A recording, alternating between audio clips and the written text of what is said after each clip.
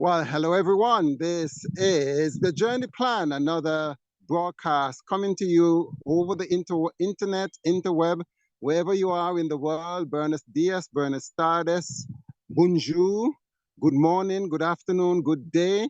We want to welcome you to another one of our broadcasts where we give you information, news, tips, techniques, suggestions, strategies to move from the city into the country. Obviously, you know that we are still pilgrims and strangers here in this land, and our ultimate aim and goal is to go to the heavenly Canaan. Well, I am coming to you from Bedfordshire, a little lovely um, town called Barton-le-Clay. We decided we're going to go for a walk. It's springtime here in England, and the trees are sprouting green. In a little while, I'll just show you a panoramic view of this beautiful rolling hills countryside that is fresh and green and verdant. But as is usual, I'll pray, I'll give you some information, the usual information that we want you to have. But wherever you are, whatever you're doing, we want you to just just adopt a reverent attitude. If you're driving, for heaven's sake, keep your eyes on the road and your hands on the wheel. But the rest of you, if you're in your living room, if you are out and about, we want you to pause and let us have a quick word of prayer. Shall we pray? Okay, dear Lord in heaven, thank you so very much for nature. Thank you for the ability and the capacity to be able to communicate with people across the world, across the nation. We understand that we are living in challenging times, and we are going to be just broadcasting another of our regular podcasts, our video casts, giving people vital information that is required and necessary and helpful if they are thinking about, or if they're on the path or the journey towards moving from the city to the country, that you have advised us through your prophet Ellen White that we should do. So as we again speak about this topic, we want you to be in our midst, be with the guests, speak to her, through her, by her, and with her, and help, Lord, that this message will reach the intended person, the intended audience, in Jesus' holy name. Amen. Well, as is usual, we want you to know that we have a website that you can visit. It's thejourneyplan.co.uk. There you can see our dates, our schedule, and the times that we'll be broadcasting. As usual, it's about every second week that we broadcast. You can also click on a button there. I can't remember the exact tab. You could see all our former broadcasts. You could sit, if you have some spare time, and just go through the various ones. It's about almost a year now, I think we've had some really good, solid information. So if you have the time, please go back and go through the archives that we have. We're also on Facebook. And yes, we are also on YouTube. So you can catch some back episodes on our YouTube channel and on our Facebook page. Well, I'm just going to show you some of the lovely sights and scenes that I am having here on this hill. It's a beautiful, bright, sunny day here in England. And if you are wondering, once it comes to this time of year, the sun comes out, the better part of me comes out, and the English people love to talk about the beautiful weather that they're having. I'm just going to give you a panoramic view of the rolling hills of Barton-le-Clay. I hope you could see it. I wish I could tell you that this is my land, right? However, I have to say that eventually we are going to go to heaven, and I'll have what the song says. The song says, I'll have a mansion on top of the hilltop. So there we go. There we have it. We have with us today Dr. Paulette Ogun. I hope I got the pronunciation correct. I tried to get it correct by asking them earlier what the the correct pronunciation. It sounds to me that it's almost a Nigerian name, and I'm just hazarding a guess. It does sound Nigerian. She will correct me if I'm wrong and give me the history behind that.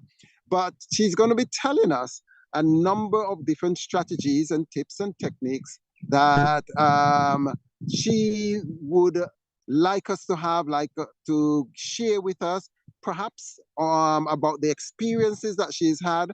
I understand their way up. I don't know if it's in the Highlands of Scotland or the rolling hills of Scotland, but Dr. Paulette Ogun will give us further information. As is usual, what we usually do is to ask the person, the guests, to share the information that they have. And then after that, we invite you to either put your questions in the chat box, or you can open the mic and ask questions, and we will have a ding-dong conversation. So, ladies and gentlemen, let us give Dr. Paulette Ogun a warm welcome to our platform. Are you there, Dr. Paulette? I am. Hi, everybody. That's such a lovely welcome. I'm not on my own. I've got my husband with me. And like you said, I say Ogun because I'm a Jamaican heritage born in person, but my husband is Nigerian. Also, yeah, it's so Nigerian to me. Yeah, you're right. So you're right. Come in because so this is Lanry. Hello. I'm Paulette. And basically, we moved to the Scottish Highlands, kind of in the Highlands, just below the Highlands, northeast Scotland, in September 2021. We bought 4.5 acres of land, and we have a stream at the bottom, and also we have a well. The well, it can work, but it's been switched off for now, and we can switch it on when we want to. What we hope to do today is share with you our journey, our planning, and also at the end, we want to give you some practical tips as well about what we've learned, what's been helpful. And so we hope it's helpful to you too.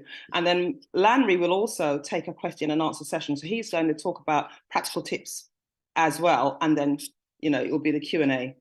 So that's it really. So what we're going to do now is I'll share my screen and then we'll get started. All right, so as I said to you, we're going to talk today about our country move and how we plan so that it's helpful for you. And as I said, my husband Lanry will also be coming in towards the end and doing his own section on the practicalities of a country move. Can you hear me? Can everybody? Well, I think you can, but... Yeah, I could hear you loud and clear. Oh, good. All right. So I thought, you know what? It would be helpful to tell you a bit more about us. Okay, so you know my name and what I am. I'm a doctor of educational psychology. So I'm a chartered educational psychologist. I am an EMDR therapist, which is a trauma-based therapist. And I'm also a certified wellbeing and stress management coach. The good thing about that is that I now work remotely. The pandemic was fantastic for that. Before, we used to have to go into schools or you'd have to see people face to face. Because of the pandemic, things went online and it's continued online for people who do what I do. So that's really great. And I also took early retirement and that was part of the planning. Lanry did as well. So there's Lanry at the top on the right-hand side. He's a civil engineer by trade. He was also an executive director of a further education college where he ran one of the branches of the college. He's also a business owner. He owns childcare centres.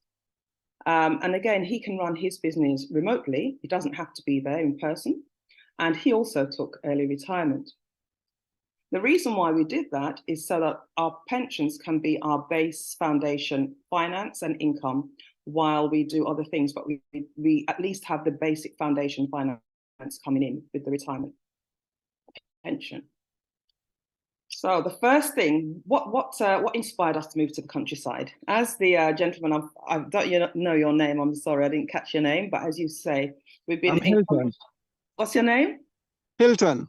Hilton, all right. So as Hilton said, we are advised to move into the countryside. It's a more healthy place, we can get closer to God and so on and so forth.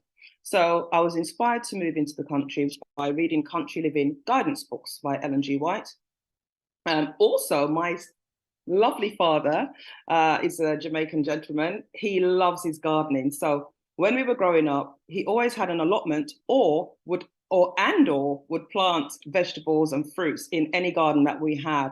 So he also encouraged us to move to the countryside. In addition to that, we prayed and fasted for God to lead us to the right place. That was the thing, and that's always the tough one. So here is how we did our initial planning.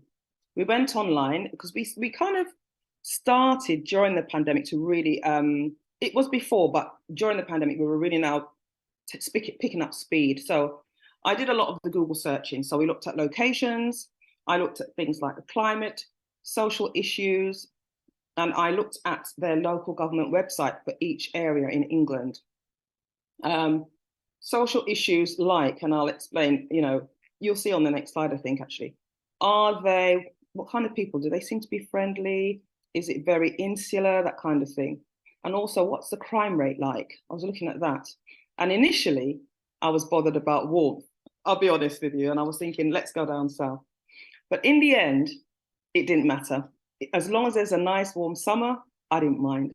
So we looked at Rightmove, properties in various areas, the types of properties and the prices. UK Land and Farms was a really nice website as well. It's quite helpful. And we then found this local website to where we're living. And this is a thing I want to share with you.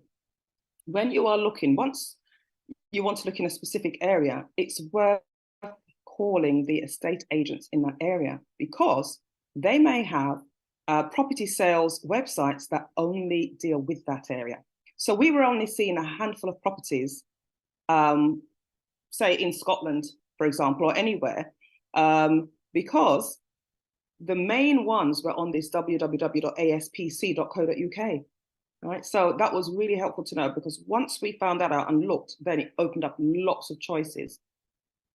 And then the other thing I did, because I tend to be the researcher between the two of us, all right? So I tend to do that side. And Landry's very practical and he's good with the finance, and he gets things done as well. So I also looked on YouTube, and I loved watching the TV program Escape to the Country. I just love it. So it would give a good idea of different parts of England. So let's look at the initial planning. We also spoke, apart from going online, we also spoke to other people who lived in the countryside, which is what you're kind of doing with us now. So these are the kind of questions we asked them.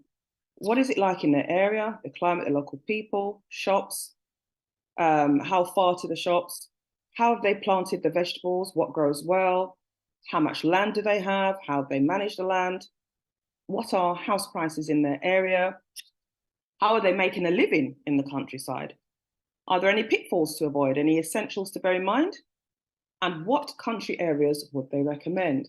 So that was part of it, talking to people who had already made the move. So for us, this was our search criteria. As I said, I looked at location and temperature because I really didn't want to deal with too much cold, which is quite funny really considering where we live, but you'd be amazed how warm it can be up here. I looked at floodplains, flooding risks. How much land should we have? We thought up to 10 acres. I'm glad we haven't got that though, because you do have to know how to manage that land. It's a lot of land to manage if you're just a couple. I looked at the local population as mentioned. Are they insular? Are they bigoted? Or are they welcoming? You can tell a little bit of that based on the kind of local newspaper stories and what's going on. Cost of property had to be within our budget, the number of rooms. We wanted a study because I do so much research and writing. So we needed a study, wanted a lounge, a dining room, kitchen, diner. We tend to live in our kitchens in our family. My current dining room is my study because we haven't sorted out the study yet. We wanted a utility. We needed 4 bedrooms and en suites and a double garage. Why the 4 bedrooms? Well, we always have visitors and we've always lived quite far away from friends and family. So whenever people come to see us, they need to stay. And that's why we've got used to the idea of having several bedrooms. We have 2 children, 2 grown-up daughters. One of them still lives with us. So we always have their rooms ready for them whenever they want to come and visit or stay in here already. And of course, for all of you, you would need to have the things that are essential that you must have, and also you need to have the things that you'd like to have but you can do without. And so that's how we did our criteria. Trees, well, or a stream.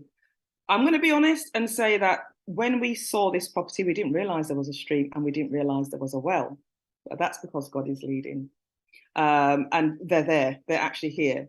The other thing about the trees, where we are, there has been, and I think up the north of England, you may remember at the end of 2021 and then at the beginning of 2022, there were some really bad storms, wind storms.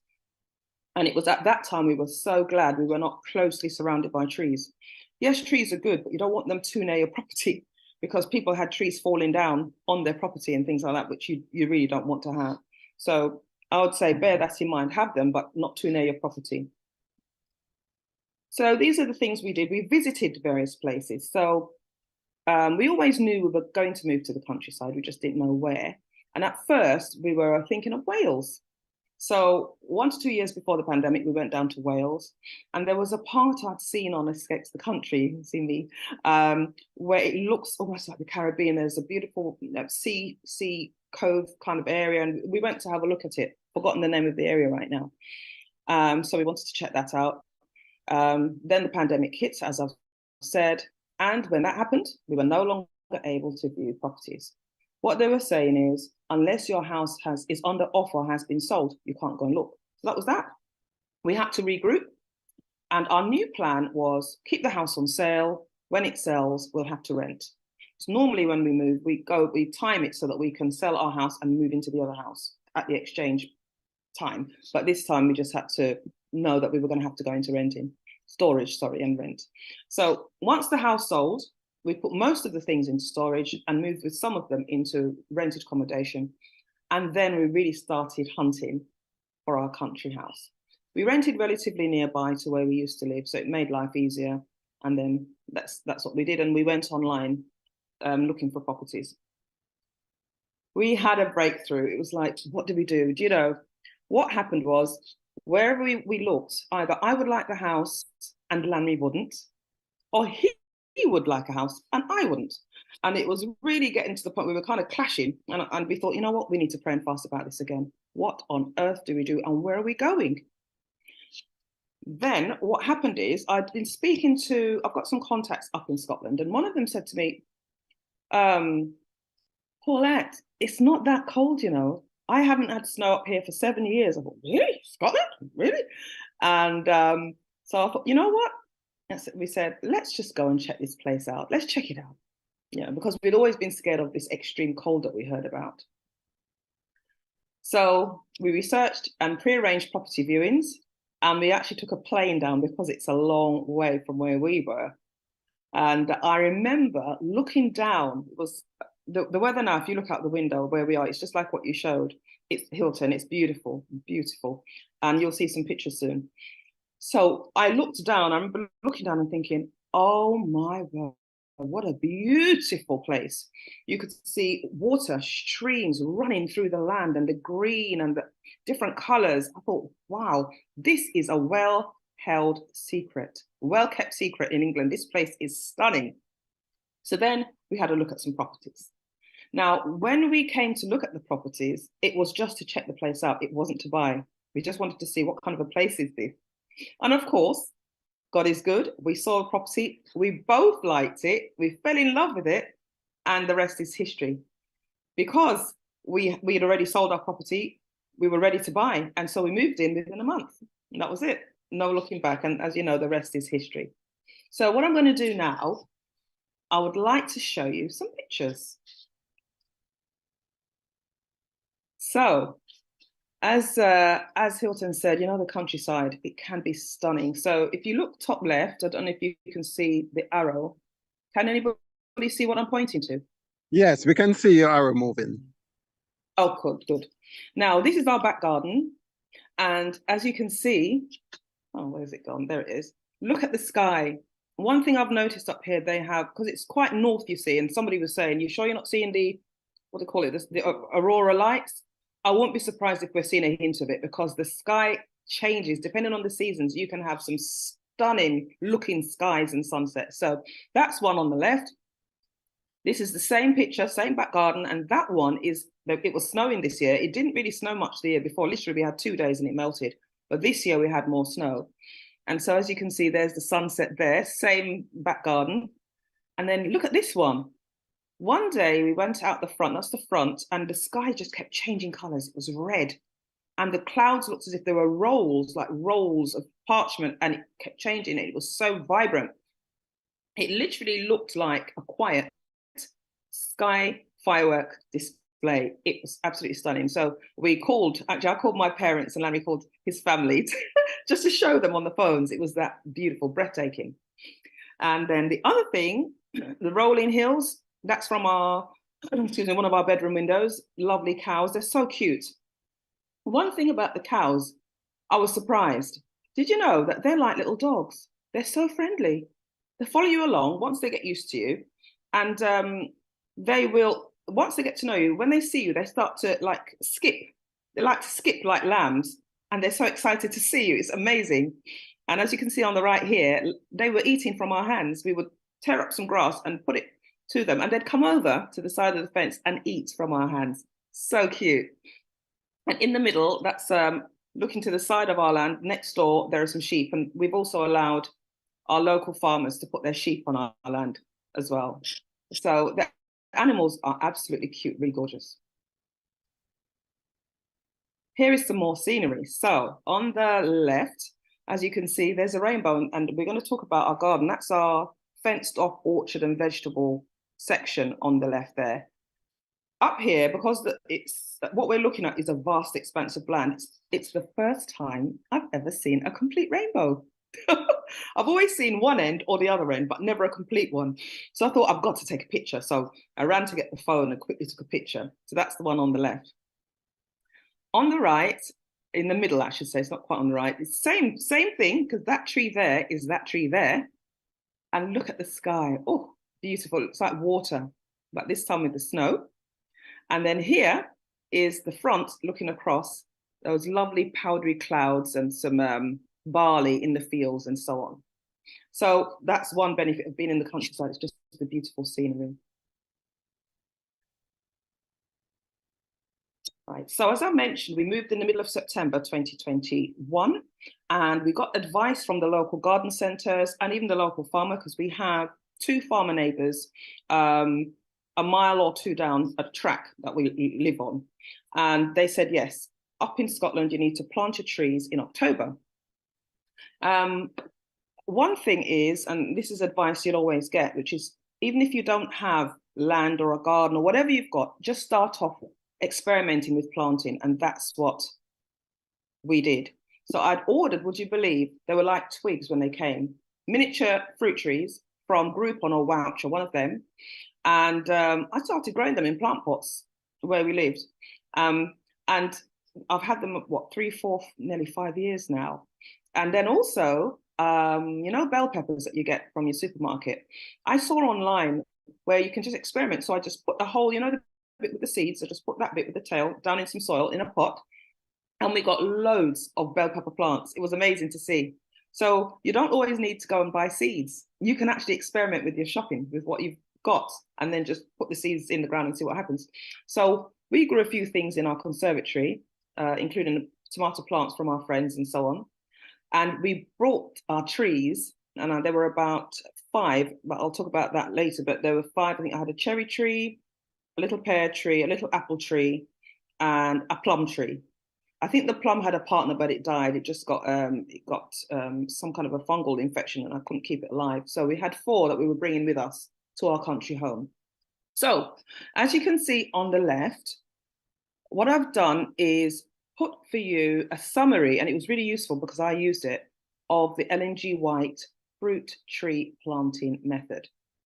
And you can get it, I can't actually see it, it's quite small for me, the screen. So you can find it on the YouTube channel called The Weedy Garden, and look up how to plant a fruit tree using the LNG White method. So basically there's a pipe at the bottom, you put 2 stones to keep in some oxygen, and I think they strengthen the pipe as well. I bought my pipes from Amazon. Then you've got some soil, then you've got some stones, then you've got some more soil, and you've got a big stone in the center that you put the tree roots on. and some more soil, and then some more stones and so on. So, but that summary is really helpful. Now, we live about 15 miles from a sea coast, the nearest sea coast to us. It's absolutely stunning. And what's handy is that it's a stony beach. So I went there, I collected seawater, because you can water your trees initially with seawater. That's very good for them. And I bought some stones from the seashore as well. And that's us starting the holes. Oh, and by the way, the people up here are really friendly and very helpful.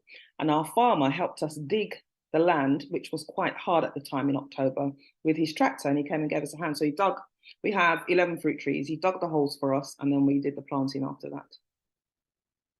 Now, Larry always says, not all of them were the LNG White method. We have 11 and 3 were an amended version, because I couldn't find the real version initially until I found this. So we did an amended version I found online somewhere. So 3 of them are an amended version, and then the rest are the full version. And they're doing quite well. So here's our friendly farmer. What had happened, we planted the trees, and you're not going to believe this. You have to know about your area. Deer, they like young trees. And what they do, they come and they suck the sap out of the tree by sucking on the bark. And one of the trees was quite badly damaged in that I had to cut one of the branches. And I thought, this is not happening. You know, I haven't brought my tree all this way just to lose them because of some animals, which they're cute, but you don't want them ruining your stuff. So we literally put a stop on everything, didn't do any more vegetable plant, nothing, until we got some fencing. So we got, it's called deer fencing, and then the bottom half was rabbit fencing. So, and there you can see Lanry with our farmer, he's helping us, or helping him with the gate. So we've got a metal gate, and put that in, and some posts with the wire fencing. I was scared it would spoil the landscape, but it doesn't, because you can't see very much, you know, can't see the fencing. So look, this is the final version. There's a gate here, and I'll tell you more about that. That's a fish tank. We don't have fish though, but this is our orchard and vegetable area. We like to give back. So what we've found is that although they're very helpful, and then the farmer in particular is such a lovely man, they never ask for money, but we always offer, because I don't think you should take advantage of people's kindness. So they don't always accept what we offer, but we always say, thank you so much. How much will that cost? Or something.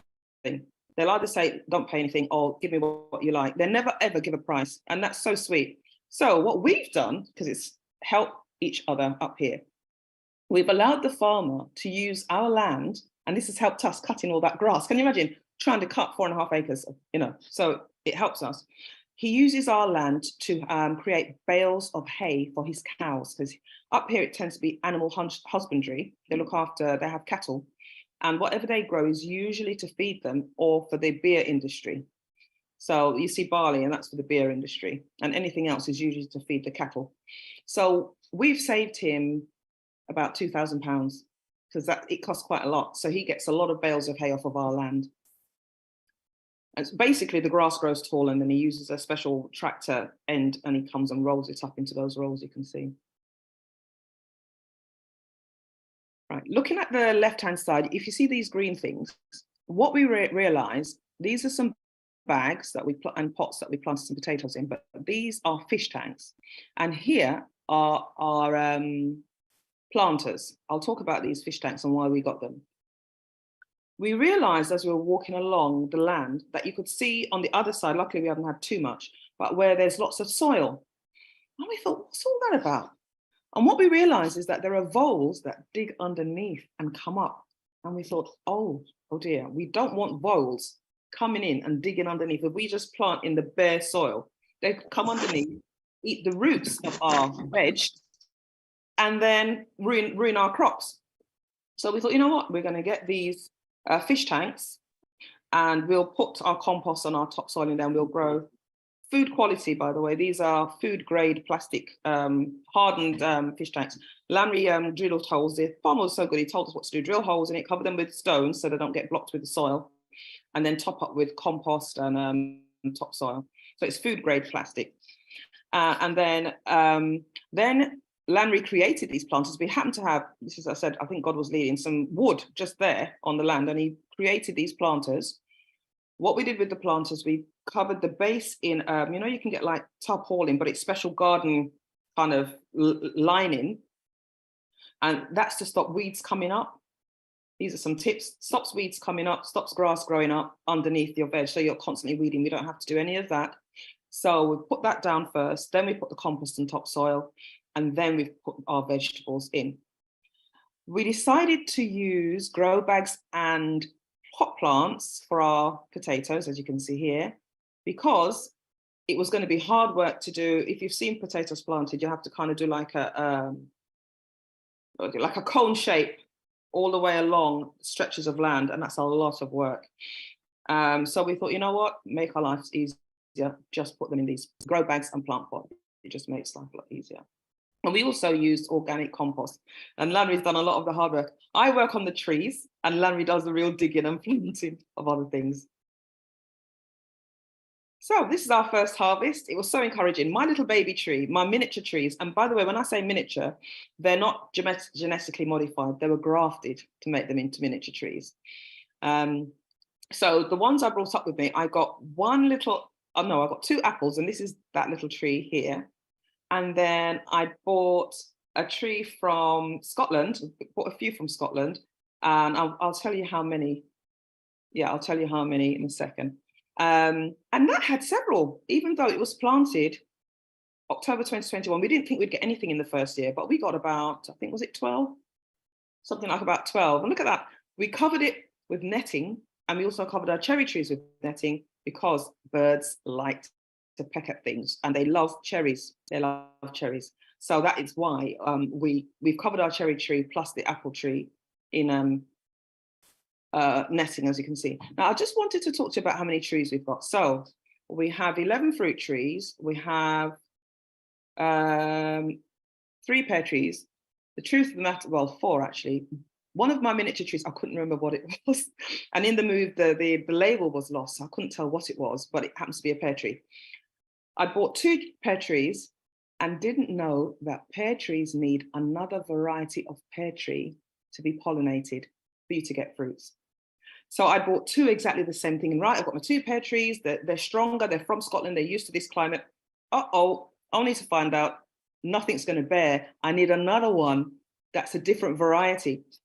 So I went racing off, and it was quite late in the season, but I managed to find one dried up practically in a Morrison's garden centre, would you believe?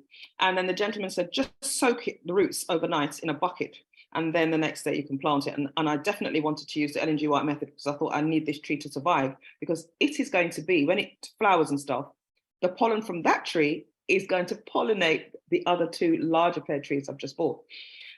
This year, I found out that the tree I thought was an apple tree ends up being a pear tree, my little miniature one. It flowered this year, and I've used some of the pollen. You take a feather or a cotton bud, you go into the flower, rub it around, or rub it with a feather, and then you walk over. Because I don't want to leave it to chance. So I walk over to the pear trees with their flowers and then touch them as well inside. So what you're trying to do is get the pollen onto, I think it's called the stamen of the female part of the plant to get your fruit. So what did I say? So we've got, I think, 4 pear trees, and we've got 2 cherry trees. One of them was, as I said, mine, one I bought here, and we had cherries last year. And then 2 plum trees, one bought here, one was mine that brought up. And what else have we got? I think that was it. I don't know if it adds up. But luckily for us, we had a plum tree that was already bearing when we got here, and we got tons and tons of plums from it. So this year, we've got a lot of blossoms. You see, that was the miniature tree, and that was the other one that I bought, that they both bore last year, but I think we'll get more. I want to point something out to you as a teaching point. Can you see this green wrapping on this tree? And also there, you can see a plastic bag. Now, thank God, my friend up here, she said, Paulette, now you've planted these trees, winter's coming. How are you going to protect your trees? I thought, didn't even think of that. Went online, thank God for YouTube, And I noticed that people would wrap their trees. So I got some special soft tree trunk wrapping material that will keep them warm in the winter. And I haven't taken it off yet because we had quite a cold first 2 weeks of May, although April was nice. And then the other thing is at the root of the tree, see this, you put bark.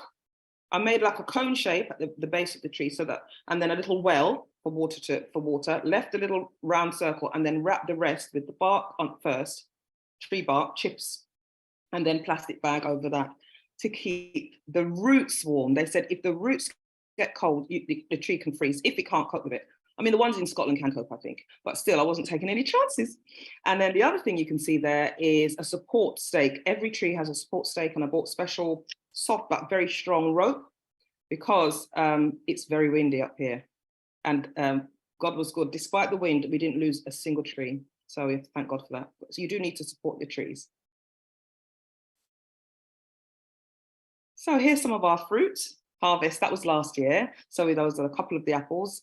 And these are the plums. They were absolutely delicious. I gave quite a few away to a cousin of mine who came to visit. They were so nice.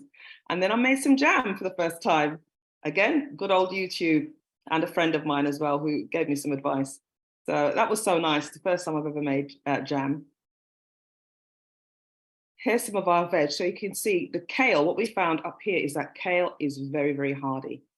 Now, something about when you move, I found it useful to, and both of us, to go to garden shops, garden centers, and also when you're passing people's houses, have a look and see what they've got on their land. It gives you a good idea of what grows where you are. Also, some people will check their soil, of course, to see what kind of pH soil you've got, and certain crops will grow better in certain types of soil. So the kale grew so well and so hardy that this year, you can't see it, but this year we've actually grown them on the ground in pots. They don't need protecting in this way. We grew string beans and the turnips. And as you can see, look at the turnips, huge. And we noticed that the farmer grew some, and he grows it for his cows in the winter. They mash them up with the hay and feed their cows. So we thought, well, they obviously grow really well up here. So let's grow some of them. By the way, they have a slight bitter taste, but if you add a bit of honey, they're gorgeous. And you mash them. We have mashed turnips in the season. And a friend of mine from South Africa said that the South Africans don't even eat the turnip part, they eat the leaves. So we thought, all right, let's try that. So slight bitter taste, but very medicinal and really good for you. Not bad taste. And that's the leaves of the turnip plant. So here's some more harvest. There's Lanry emptying one of the pots. As you can see, we've got potatoes. We had a whole box full. And also we had grown some corn. As you can see, it's not that great. But what happened is, because we were trying to put up the fencing, we planted them a bit late. But at least we got something. As you can see, good old boiled dumplings. I love my dumplings. So we got some corn, so it was nice. And this year we've started earlier, and we're growing them in the house first, in the warmth, and then we'll put them out once the weather is permanently warmer. And we were introduced in the garden centre to kohlrabi. That grows well up here. It's a German veg, and you can eat the leaves like greens, really quite sweet. And the base is like a crunchy cucumber kind of texture that you can put in your salads, or you can eat it, you can steam it as well. So last year, thank you for watching the Journey Planner. Please remember to like, subscribe, and share the links to our Facebook and YouTube broadcast. I mean, they're much bigger than that. And he hung them up like the French people do. You know, when you see those French films and you see these bunches of onions hanging up. So we did that in our garage. I took some pictures. Can I find them? No. But yeah, so that was last year. Now, this year, we've grown lettuce. And as you can see, there's netting. We learnt about netting our plants. And if you look here, we've put some a plant blanket over this. That's here as well. Now, why did we do that? The cabbage butterflies often want to get to these kind of delicious food because they love this. So the white cabbage butterfly, it flaps its wings, it can't get through this. And also any other bugs. So that's why we had the netting and the blanket. And the blanket lets in sunlight and water as well. And also it was cold, so we thought we don't want them to die. This year, these are our onions again. We've got some more onions. And here we have garlic. And I've got to tell you a story about the garlic. I don't know if Landry wants to use, they're smiling next to me. Basically, and this is the thing about, you can grow from what you've bought in the shops. So in the fridge, we took a bit too long to eat a bulb of garlic, and we noticed it was growing shoots. So we thought, you know what, let's see if we can grow them on our land. So first of all, we put them in some water until they grew their own roots, and then we put them outside. And then they died, we thought. And Landry was saying, oh, I must have got this wrong. And he was thinking of pulling them up, but he didn't get round to it. Lo and behold, in the spring, we saw these things coming up. Huh? The garlic. And it's doing really well. Now, I don't know if you want to say anything, but Landry was saying all that happened is he planted them at the wrong time. So you do need to know the time. We planted them in June. Yeah. And it should have been October. Oh, I see. So now we know what to do next time. Yeah, planted them in June instead of October. So yeah, but we're so happy that they came up. So they more or less were dormant and then came up this year. And I also I bought some herbs, and over the winter, that was last year, but over the winter, some of them died. So all that's left is peppermint, which you know is very strong. That herb there is oregano, and we've got some thyme. But what died was tarragon and spearmint, and unfortunately rosemary. So I'm thinking I might have to grow that in the house. But yeah, the rosemary died, it was too cold.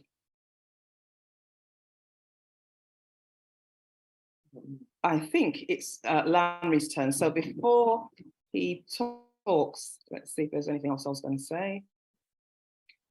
Yeah, we've actually already started harvesting the lettuce. So I've made salad out of it already. And some of the things are growing so well. We also grew broad beans. And the broad beans are absolutely delicious. I haven't got a picture to show you, but you can eat them raw and they are gorgeous. It's so nice to open the pod and just put it in your mouth. It's delicious. And I think I've told you about protecting the things there. And yep, that's it. So that's the gardening side of things. And now Landry is going to go through some more practical tips. I mean, I've given you some, but he's going to give you some more. All right, so over to Landry. All right, very well done. We'll come back to you with some questions and comments later. Landry, we're very delighted to have you guide us through the practical aspects. Well, I think Paul is giving you some, but this is more, well, it's going to make interesting viewing. Okay, let's do this. I think I better put my second eye on so I can see better. Yeah. So, I mean, most people say God said move, and we know, we've read, etc. But I find that a lot of people do what I call just going on a wing in prayer. The fact that God said go, if you personally believe God said go, doesn't negate your ability, or doesn't negate or shouldn't negate you planning. So just for example, as you know, God told Abraham to go, but he didn't actually organize this practical move. He had to work it out himself. You know, God said, I'll help you defeat Goliath, but David still had to fight, you know, so he had to fight his physical battles. So please, all because, you know, you've been told to go, it doesn't negate planning is important. And age, even though, I mean, a lot of people will just say, well, it doesn't matter what age, but I think it does. I think you will know your own ability. So people I'm not saying anything against people in their 80s or anything, but people in their 80s, etc., or certain ages may not feel they have the stamina or the wherewithal to actually make a country move. So that needs to be a consideration.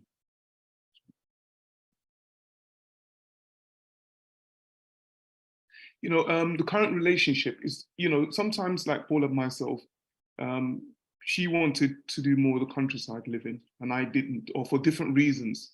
And I got around to it eventually. It's got to be something which you're both mutually, you know, wanting to do, because it can have a detrimental effect on one's relationship if you're not both, you know, agreeing. Can two walk together except they be in agreement? It's very difficult. Health condition. Your health condition is very important in terms of, you know, it's all in good saying you want to live in the countryside, etc. But if you need sort of the dialysis every week, or your health is not very good, then you've got to understand that it's going to make it very, very difficult. So you need to give that a serious consideration before you just get up and go. And probably one of the biggest is finances. You need to consider your finances. I mean, you know, your current situation, you know. Some people have loans and some people have savings, but you also got to find an ability to save, ability to raise funds, maybe with friends, family, interest-free loans, if it's possible, from organizations, from individuals within the church. But it's very important to make sure you have a tight understanding as to your finances, what you can and can't do.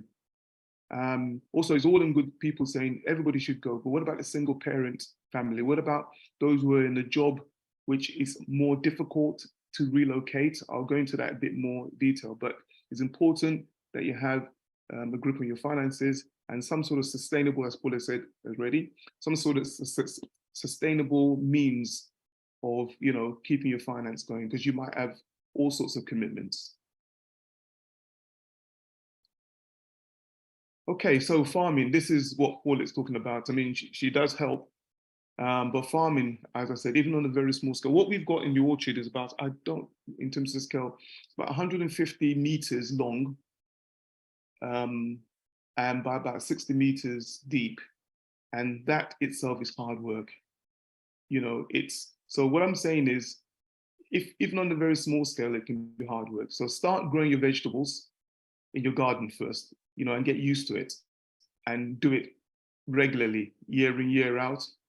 If you haven't got a garden, for whatever reason, go and get an allotment and do it there. Then it's just the discipline that gives you that much more. It'll make it easier when you actually get into a countryside. And if you don't have a garden, then I think grow your vegetables in pots, in food grade quality pots.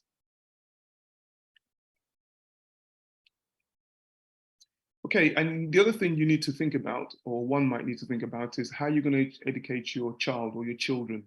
A lot of people I know talk about homeschooling. Between Paulette and myself, you know, I would be very reluctant. I'm not sure we can actually give our children a full range, even though I'm a science-based person, university, college, etc., teaching at those institutions. But you need to give good consideration how you're going to educate your kids.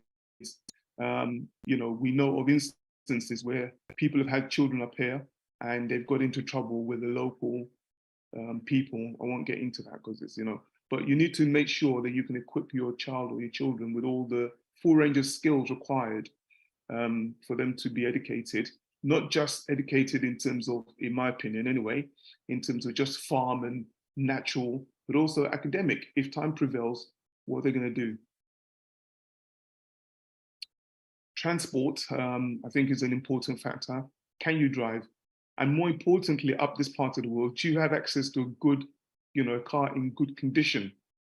You know, in the countryside is a must. So the nearest sort of food place to us, Tesco's, is about what? 7 miles. 7, 8 miles. But, you know, down country lanes though. Which can take about 20, 25 minutes to get to. So you need to make sure you've got, you know, access to good car and transportation, because the buses are sort of non-existent where we are, because yeah.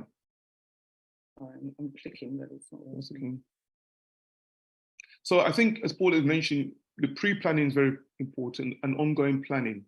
You know, visit, stay with people, doing what you're doing or doing what you want to do. And one model doesn't fit all. Everybody will do it slightly differently for different reasons. So you might find a couple or people who are doing it the way you want and the way you feel you can, you know, thrive and survive.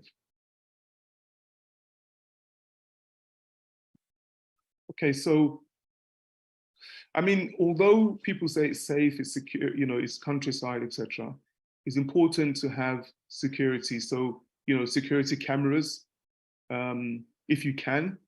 And we went and we visited although we haven't got any near neighbors, as we said, the farmer is about a mile down the road. The other people, it's about a mile from us. Most people are about a mile thereabouts from us. Yeah, we can see the houses. You can see them, the land, but it's quite far. But they're not next door. Yeah. So, you know, we visited them in, you know, not everyone said hello, introduce us. Even if you don't visit them, they know who you are, believe me. You can't hide. And so just visiting without being a nuisance, you know, so that's important to have that. So as I mentioned already, financial sustainability, the questions which you have to ask yourself if you're going to come up here, how are you going to survive and live financially? If you're still servicing a loan, how are you going to make that happen? It's a must plan for. There's no point in, some people say, you know, oh, well, we can do business. But as I said to people, there's no point in doing a business which no one wants up here. So for example, where we are, as Paulette's already said, is husbandry. They do cattle. Very, very, very, very few people do any vegetable farming because it simply cannot survive. And it's not sustainable in as much as you can't make any money out of it. So we do it on a small scale, and what we provide, because most of the time we're away, or we try to get away during the winter months, we plant enough for us to live on, you know, without going to the shops for about 6 to 7 months. So, you know, like this year, oddly enough, the onions which we got, £1.23, I've got about 250, which are doing very, very well. So, you know, this year we're trying to do seeding, get the seeds ourselves, so we don't have to go back to the shops and buy seeds. But it's important that if you're thinking of a business, then you've got to think, you know, what will survive up here? And you've got to think of what's the route to market? What's your contingency plan? If things don't quite work out the way you want, what are you going to do? Because sometimes you hear of people either in Scotland or in Wales where it just hasn't quite turned out the way they expected, and they're back to wherever they originally, you know, wherever they came from, and then to regroup, replan. So the more planning you can do ahead, the better. I think that's it. So I wanted to add a little bit. Oh, I see. I wanted to add a little bit on what you said on ongoing planning. Just a little thing. So I mentioned about the storms, right? And we had to spend a week each time in a hotel because the house is electricity based cooker and so on. And up here, there's no gas. It's an oil tank. So the oil tank is your central heating, and you pay for that separately. But you need electricity to spark it so that it will come on. So after a while, we had to leave because there's nothing to cook with, and the water got cold eventually, and the place was freezing, and we went onto minus something. Since that, what have we done? I bought a good old Calagas heater. I thought, you know what? If this happens again, I don't want to be running to a hotel every 5 minutes. So I've got a Calagas heater. We've had solar panels put in. So even with a little bit of UV rays, daylight, it will be able to spark the heating to come on. I bought a camping stove with, you know, the canisters, so that if anything, we've got at least you can boil a little water or whatever. And also we've had a generator point fitted. So we've yet to buy the generator, but it's still an ongoing process. And so far the solar panels have basically our electricity is nil. The good thing about up here is during the summer in particular, you know, it doesn't get dark until maybe 11 o'clock at night. And even then I've sat up, I'm a bit of a late night, I've got to be honest, but I've been up at 1 o'clock and I can still see light in the sky. It's unbelievable. I do like the long summer evenings, I've got to be honest. So for me, it's ideal. But yeah, so can you imagine with your solar panels and batteries, by the way? So it's stored in the battery and that's it. You're not really paying any electricity bill, especially during the summer. Hardly any at all, because the batteries, the solars are pulling down the energy that you're using during the day, and then the battery is there to back up anything at night, or even in the day if you're pulling a lot at once. So it's all good, all good. So I think you wanted to say on it. And location. And what I think is important, and we always abide by this, whether in the city or out of the city, location must follow the job. In other words, you need to get the job, if that's what you want to do, to work, and then base your location around it. We've known people who simply said, oh, I want to live in this area, and then they get a job which is about 3, 4, 5 hours drive. You know, it doesn't make sense, and it's just not sustainable in the long run. And if you're thinking of doing business, you know, either a job or business, then I would say it's important. Try, if you're thinking of coming up here, to Scotland, Wales, or Bedfordshire, wherever it is you're thinking of going, you know, speculate, apply for jobs in the location you want to move to, and see, just speculate. That's the beginning. You know, put together a business plan. Can it work in the location where you want to move to? But it's important to try and have these things. And as I said, there's no point in coming up here and having a lifestyle which is worse than what you left behind, which happens to some people in some cases. And so the ability to save is really important, and how that's going to go about, because you don't want to be renting and then never been able to save. I think I'll pause there now. So that's, yeah, thank you. Yep, so I think the next slide was simply to say thank you so much for listening to us. We're wishing those of you who are on that journey of planning and so on, wishing you all the best with your country move. And now we're just going to open up the floor for questions. Absolutely wonderful. Thank you very much for those pragmatic and practical ideas that we can implement. There are a couple of questions I have to fire at you. But the first thing that struck me, I tell you, the first thing that struck me is how, I don't know how to describe it, how super organized you are. Oh, thank you. It's as if you had everything tracking, and you did your research. I could very well imagine you had some spreadsheet someplace. My thing is, the two of you, probably, God put you together. You're a great fit, and here are the question: how those of us. It seemed to me that you were very well resourced with your background and your training, which kind of puts you in an advantageous position in order to probably, like you said, work online. Well, what about those of us commoners who don't have your qualification, not as organized, not as well resourced financially? What do we do? Do we not do anything? I know that you mentioned you can't do it on a wing and a prayer. So what advice do you have for some of us who definitely don't have the gifts and skills that you have? I'll do the first answer, and I'm sure Lanry will do the next one.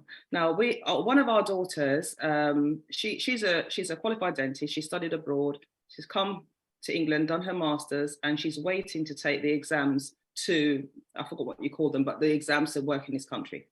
Mm-hmm. Do you know what she did? You wouldn't have thought that in Scotland you can pick up a job.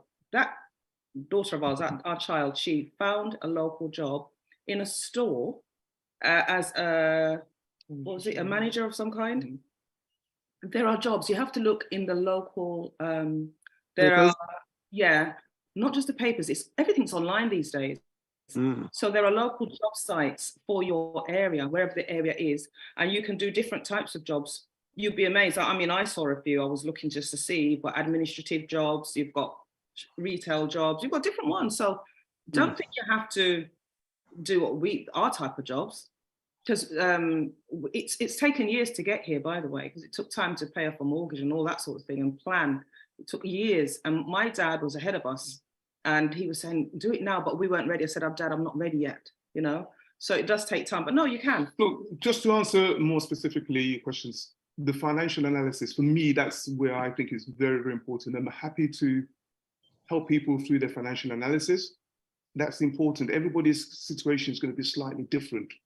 As I said, what your circumstances, whether you've got a loan, what are your circumstances? And so therefore that financial analysis is very important and very, very key. So, and as I said already, also, if you're interested, speculate, apply for a job up in that part of the world. Your skills are transferable.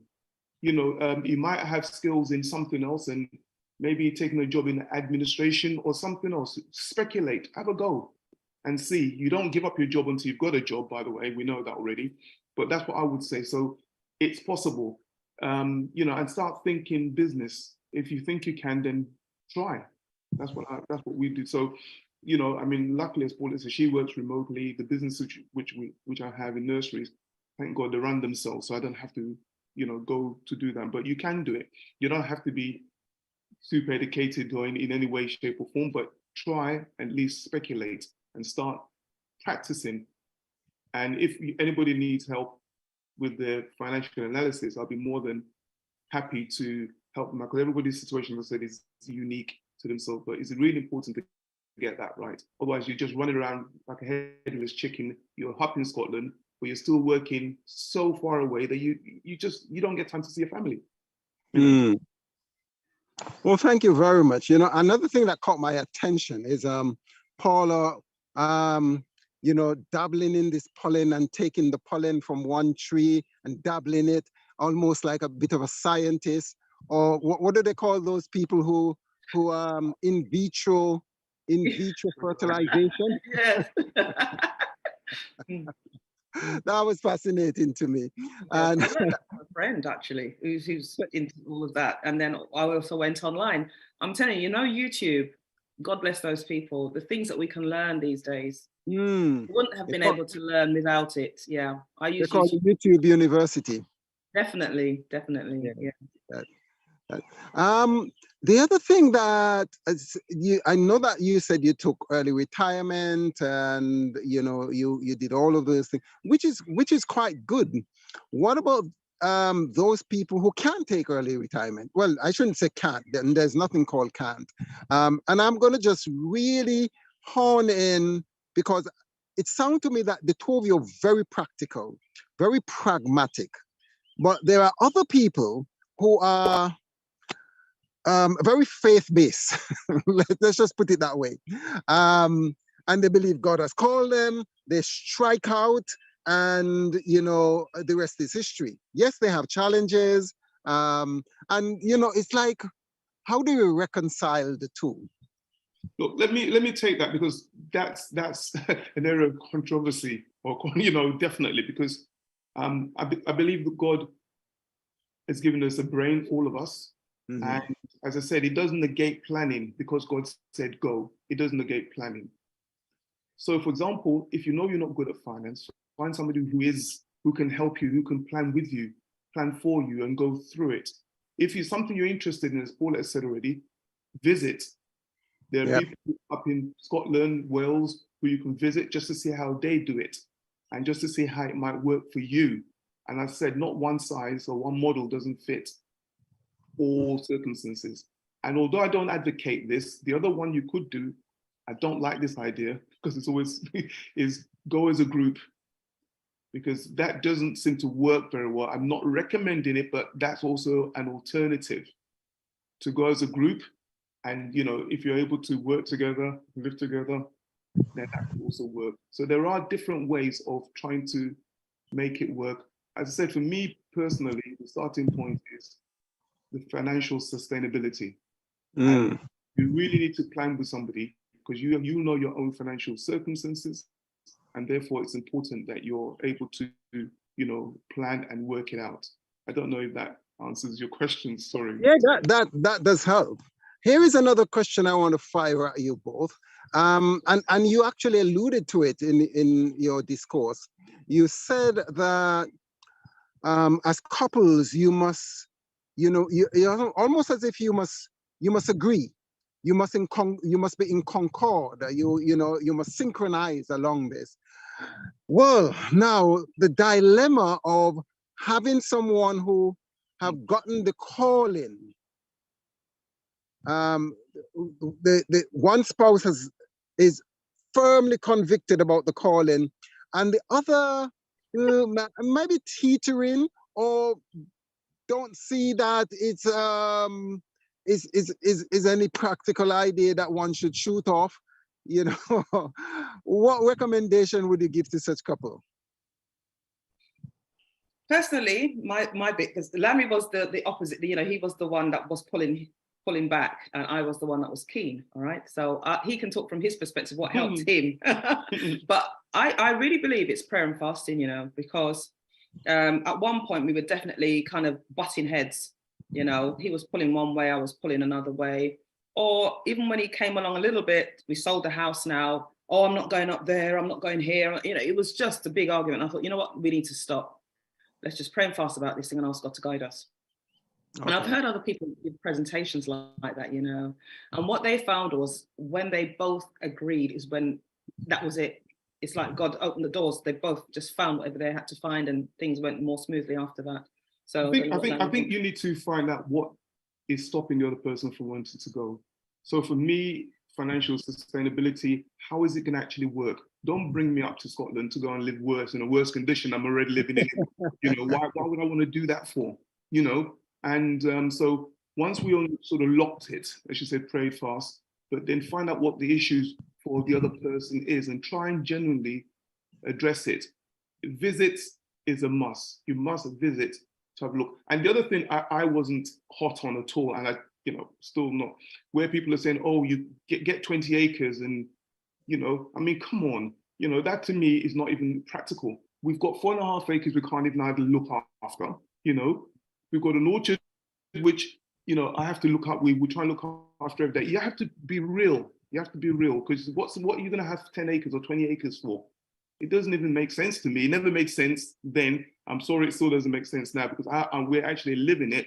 And the house is founded on, I think, about an acre. The orchard, as I said, is about 150 meters by about 60 meters. And then the rest is the land. And then the rest is still land. It's 3.5 acres of land. Just to cut the grass, I have to go on a ride on, and that takes me an hour and a half, 2 hours. It's just, you know, at what age? So if you know, so you don't need, in my opinion, more than 150 by 60 to grow enough food for 6 months. You know, if you do it sensibly, we grow the full range in terms of protein, starch, everything, you know, and it lasts. About an acre. An acre should do it. An acre. The house is in the middle of it, and then you have. You'll never be able to manage an acre. It's too much. You can. This is.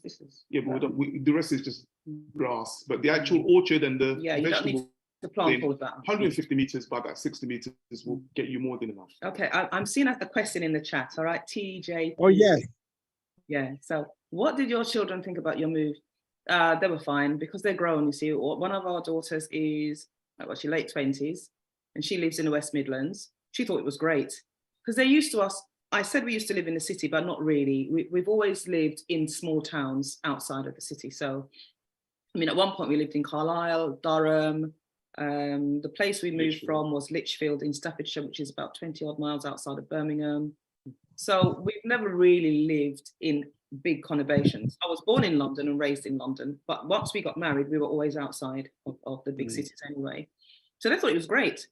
Just before you go into one of the things which, as you said, is some people are faith-based. So we have examples of people who are faith-based, and there's nothing wrong with being faith-based, but let your faith be practical as well. So she went and bought a £660,000 house in Wales, you know, beautiful orchard. A lady, and she took her 80-plus-year-old mother there, and it just didn't work. Within a year, everything is completely mashed up. For want of a better word, the orchard was completely, you know, your trees don't look after themselves. You've got to look after them. You know, every morning we're out there looking at our plants and seeing what else needs to be done. So don't just go on a wing and prayer. As I said already, planning is the key, and it's not difficult.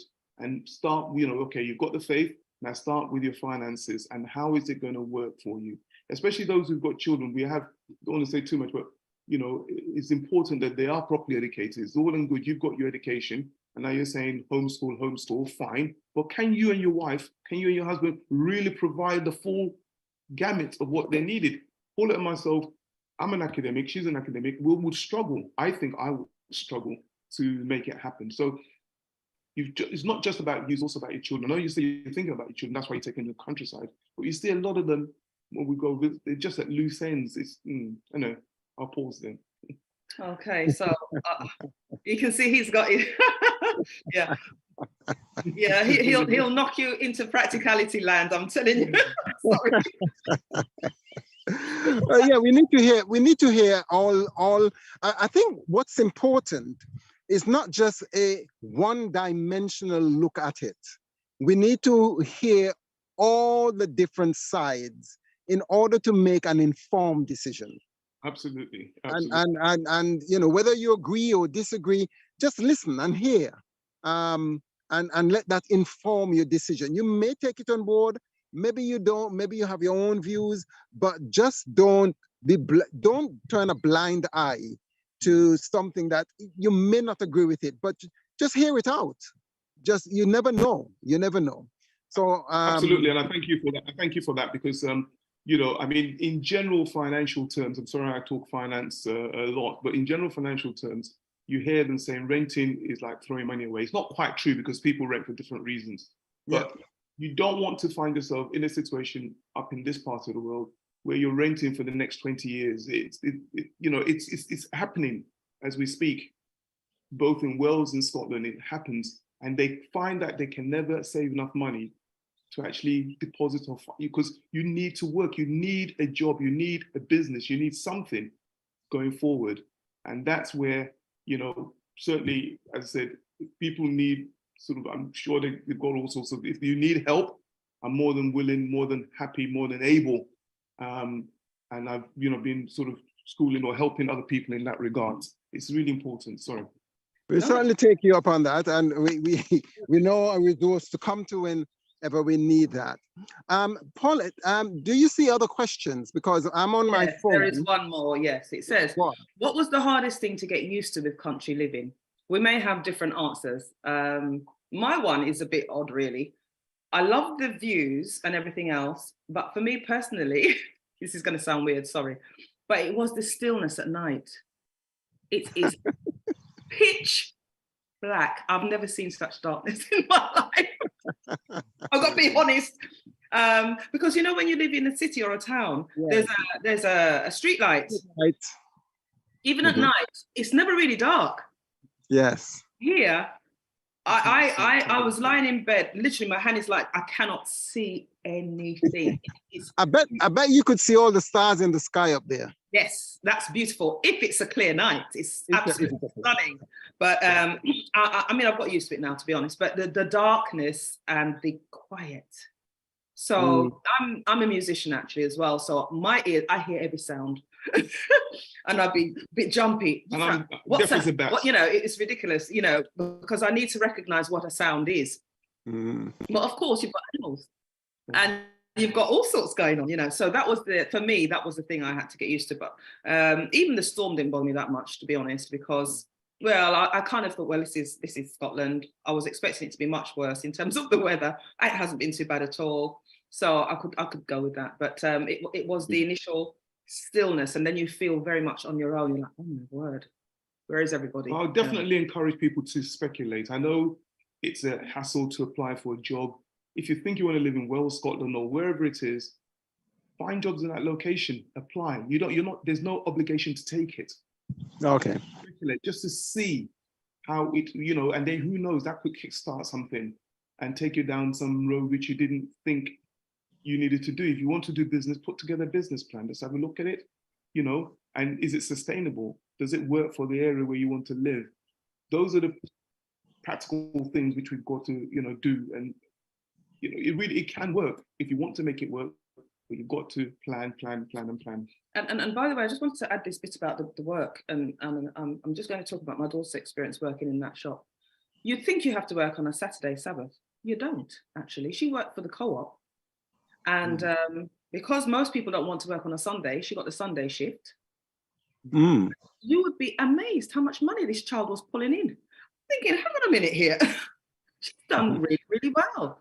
So sometimes a job might look simple, but you can earn. Let me tell you, you can earn. And she wasn't even working full time. Hers was a part-time role. Okay. Yeah. And your skills are transferable. You may be, I don't know, whatever profession you might be, it's transferable to other, other type of jobs. The good thing about England is that, because we've lived abroad as well, on and off, backwards and forwards, it's not like America where you have to have the specific qualification for the specific job. They're quite good in England of generalizing your skills. So if you can just show an example of how you've used your planning or whatever the thing might be, they're quite good in interviews and you can pick up a job. My daughter's never worked in a shop in her life.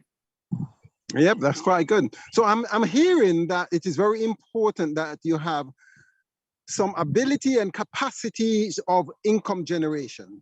Yeah, that's the first thing. Really some sort of sustainable method of generating income, whether it's a job, whether it's a business, an online. It's very important that one be able to sustain him or herself and his or her family. That's right. Yeah. I mean, don't come up to Scotland or Wales. I mean, this is or just anywhere. Or anywhere else for that matter, and just simply suffer. No. This doesn't make sense to me, but because I'm just talking from my basic experience of seeing around, I don't understand, I don't get it, but I don't have to get it, each to their own. You know, I don't understand. Maybe I don't understand why God will bring you on that journey just to sort of feel. And it doesn't mean I'm less faithful, you know, because when people hear me talking this, well, oh, he's got no faith. Look, I've got just as much faith as anybody else, but it's given me the ability to also use my brain to plan. So that I don't then say to people, oh, well, it didn't work. Well, God failed me then. No, he didn't actually. You know? So I see another question. How did your journey impact your faith in God? Well, I have to say, Larry, I'll take my, can I take it first? Yeah, absolutely. All right, and then ladies before gentlemen, no, I don't know, whatever. So for me, it was absolutely amazing because I've got to say, the second day I stepped out on the land and you see what you've just shown us, and I looked around, I cried actually, because I said, God, you've done this. You've given us this beautiful scenery. You haven't seen the half, to be honest with you, because there's, you know, you can only put so many pictures on the thing. It is the most stunning thing you could ever. I said, you've given us this. It was amazing. And then, oh, is somebody putting a hand up? Yes. Yeah. Okay. Did you want to say? Okay. In a minute. Okay. And then the other thing that I found, because we have the same taste in housing, obviously. We've been married 33 years, going 34 years this year. Well done on you. Thank you. Wow, that long? So we do have the same taste. Oh, and let me tell you, you know what I noticed about the home that we got? Because God knows we can't take if it's too harsh. He knows we're getting on now. You know, you can't rough it too much. And what I found was there are things I'd seen in houses like, oh gosh, God, you knew I like this? It was there. Wow, you knew I like this, and it was there. So that really boosted my faith in God, in that he said, look, go, but he's not going to make us have to suffer unnecessarily, because he knows what we can manage, right? He's provided a very friendly farmer who, how are we going to manage 3.5 acres of land? Tell me that.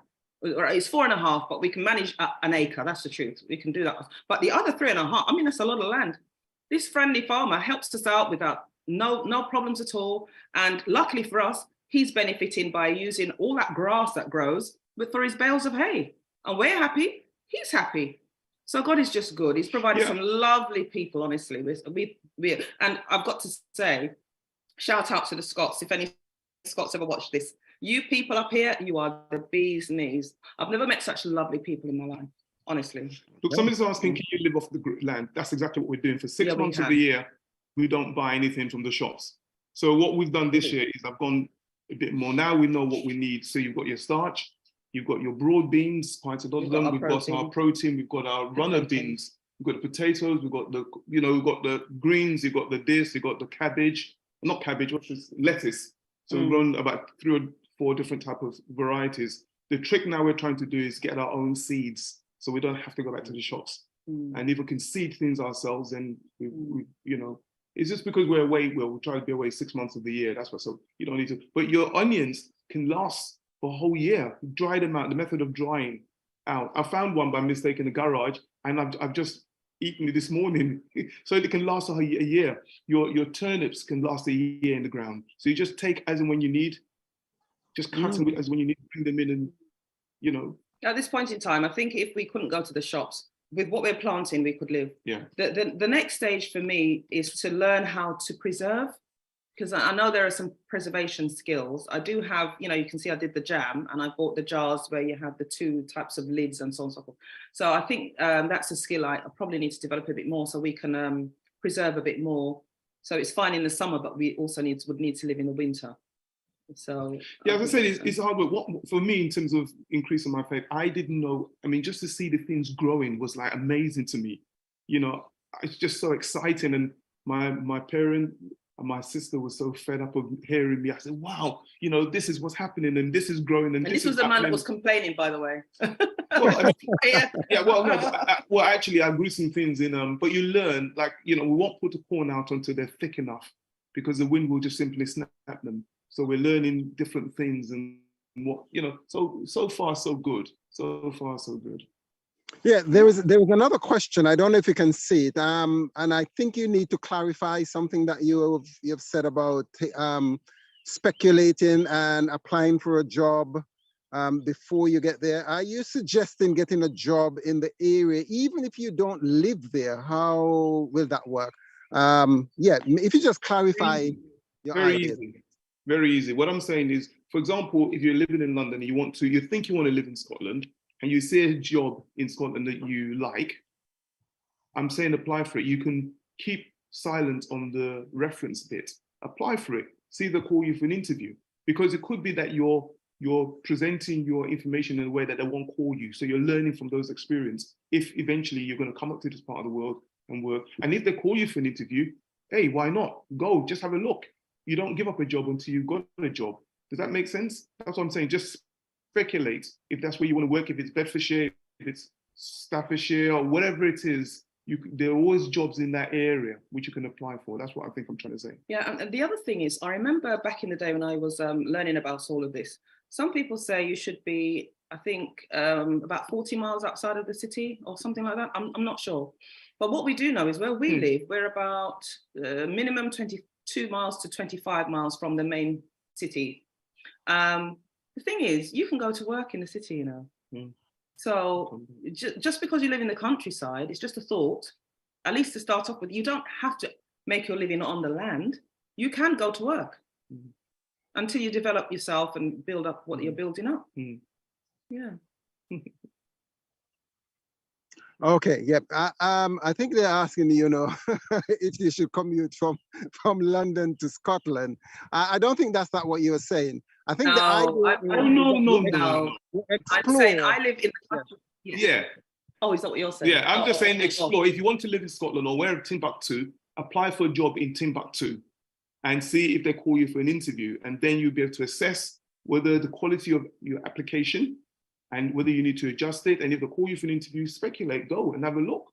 Nothing to lose. You can then say, okay, interesting. Yes, no. You've got to speculate. You don't have to take it. I also suspect that you're also saying to check out the job market in the area, whether That's or right. not That makes sense. Absolutely. Yeah. It doesn't mean that you have to take it like you're saying. No, absolutely not. You're just speculating, because if you apply for jobs in the area and nobody's calling you for an interview, then it's either your skills are not needed or your application is just very poor or poorly put together. That's all. Or you probably need to look for an alternative way of generating income. Absolutely. But there are, I don't want to give you that right now, but there are, people, even within the Adventist circle, believe it or not, who will give you interest-free loans. ASI. There are other individuals who we know, who will be prepared to help you out in that way. So, yeah. I would like to say my little bit on this is have more than one source of income if you can. Multiple sources of income. I really would. That's the way the world is going, that's the truth. You hear about the Americans talking about their side hustle. So I would say practice from now, start your thing. When my husband when Landry started his business, he was working full time as a director running one branch of a whole college. And then he was running the business because in childcare, because we were about to move one of our locations, and somebody said, "Oh, could you please run up the school's childcare?" And he said, "But we're about to move." And they said, "Don't worry, please," because he'd noticed a few dodgy things that were going on. And that's how it all started. And it got so big, he had to give up his full-time job. So, and that's what sustained us, and obviously my working as well, over the years. And it still is now that we've retired. And, we're both doing our bit. Yeah. So I can't hear you. Hold on 1 minute. It's just there's a passerby who is conversing with me. But you go ahead. Yeah. So all I'm saying is I would suggest trying different things. Just start something, whether it be online or something, so that alongside your main job at the moment while you're planning, to see what can work for you as well. You don't want to have just one source of income, I don't think. Probably best not to. Okay, very well. You don't have to make the transition from the city straight into a countryside where you're the only person. Maybe start in a town, in a small town, and then work your way up. There are different ways of sort of making that transition if that's what you want to do. Okay, I'm just going to check for any further questions. Okay, I don't think there are any further questions on the matter. And I don't know if you have something that you would like to summarize the main essence of what you are saying. I know that you're very, very strong on planning, on making sure that you're having some kind of the capability and ability to sustain yourself and your family. And I, you know, all I'm asking you to just give us a parting shot at what we need to look for, look at, and have in mind as we grow, as we perhaps look to move towards the country. Okay, I would say, I don't know, Lammy will say something as well. I would say, pray about it, talk to people who have done it, read guidance about it, trust God to lead you and take a step forward. Because it's not until you move, unfortunately, you do have to step forward when you can't see where you're going. Then then things start to get clearer as you go along. Yeah. And I don't believe, this is my faith aspect, that God will give you something you cannot manage if you let him lead. If you let him lead, he won't give you something you cannot manage. Yeah. And just think, you don't have to get millions of acres of land. You know what I mean? You can manage on 1 acre, that's enough. To be honest with you, otherwise you're going to have to start getting expensive equipment. Okay. And another thing about these trees, do not have them right on top of your house, because there's been a couple of storms and loads of trees have blown down. You don't want to have them at a distance. I know you're closing now. Somebody's a quick question. Oh, we haven't had any bad experience from a group move or anything. We've never done it, but we've heard from people who've done group move. Yeah. It doesn't work. For some reason, people can't live together, even though it's supposed to be the same place. It doesn't work. That's the reason. So my one word would be, if you think you can, try. I think the group thing they were saying is living in the same accommodation or something. When we spoke to different people. Whereas I think a group, if you can each get your own separate accommodation, but you come together as a group, that can work. Because I know people in Wales were doing that. Each one got their own accommodation, but they know that they're in the same vicinity. See what I'm saying? So I think that sounds okay. But I don't know about living in the same property. That I think has a recipe for disaster sometimes. I mean, also, just very quickly, there's other practical things. I mean, it's just not enough time. But even if you get a place, you know, there's Airbnb, may not suit everybody, ways of generating income as well, let your room. You know, it's no different from the city. People want to come up and look at, you know, so there's different ways. We just haven't got time to go through everything, that's all. Okay, well, thank you very much. We have been properly fed. I like the practical, pragmatic way you approach things. I pray that God continue to bless and expand your borders. I know that you're satisfied with your current 4.5 acres, but expansion won't hurt if God knows that you can handle it. If you promise to come and help us cut the grass, yeah. And you know, we're going to take it on. We're going to take it out now. And I was wondering if one of you, or either of you, somebody's asking, does the group thing help from a country church point of view or something like that? Is it a question? Yeah, it can do. Absolutely, it can do. Yes, does absolutely. The group thing help from a country church? But yes, but you have to have people of like minds. You have to have people who want to go. And you know, I will also, you know, because this, you know, you're going to say there's my practical. I would also have an agreement of some shape, not necessarily a contract, but an agreement which the group know that there's general principles which they're going to abide by, because everybody might be thinking slightly different. You know, this is where I'm crazy about planning and planning and planning. I would definitely suggest an agreement or even some sort of contract, so we all know and understand. And because some people will start and, oh, I can't take this anymore, and they leave you or leave, and then what, you know, then you're left. You know, so, yeah. I think that's why it's good for each individual to find their own property and so on, so that each man, I believe, should be able to stand on their own feet. But if you have to live together, you better have your parameters right, because, you know, everybody has their own way of living, and this is where you get the clashes. That's what I understand. And I spoke to a pastor, by the way, who is doing this, and he said it was him that said, be careful of the group situation. And I think he means living on top of each other, as opposed to, you know, each moving separately, I would have thought. Yeah. I suppose it's the expectations too. You know, some people have unexpressed expectations and that could turn sour if you're doing things or not doing things that they're expecting.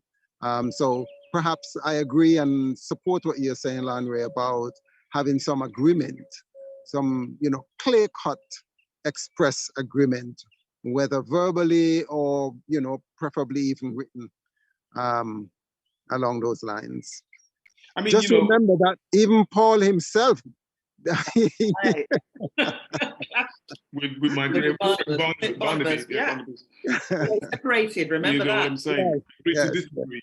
But I mean, in the old days, people used to do what's it? Not susu. What do you call it? Thing? Partner. Okay. Well, both of you can pray, or one of you can pray us out, and we're gonna have to cut this short. Not short, but we have to cut it off in righteousness. Yes, absolutely. Yes, we've had our hour and a half. Okay. So, Father in heaven, thank you for being with us today as we discussed our country move, and we've shared practical tips, and we've had questions. I'm asking you to be with the people listening and who are yet to listen, and guide them as they make their own plans and their own moves into the countryside to live according to how you'd like them to live. Please to bless everyone, guide and guard, continue to be with all of us, and help us to please you in everything that we do and say. And whatsoever I fail of asking, please grant it unto us according to your will. These things I pray in Jesus' name. Amen. Amen. Well, there you have it, ladies and gentlemen. Thank you very much, both of you, for coming on board and sharing your experience and giving guidance. Hopefully one of these days you can put it in a book so that we can also distribute it. Please, those of you who are listening, please share it with friends and family or anyone who can benefit from these powerful ideas that we've gotten from this pioneering couple. So that's it from us. See you again in 2 weeks' time, same place. And may God bless you and direct you as you move on your journey from the city to the country. Thank you, everybody. Thanks for having us. Bye. Thanks for being with us. Thank you for watching The Journey Planner. Please remember to like, subscribe, and share the links to our Facebook and YouTube broadcast.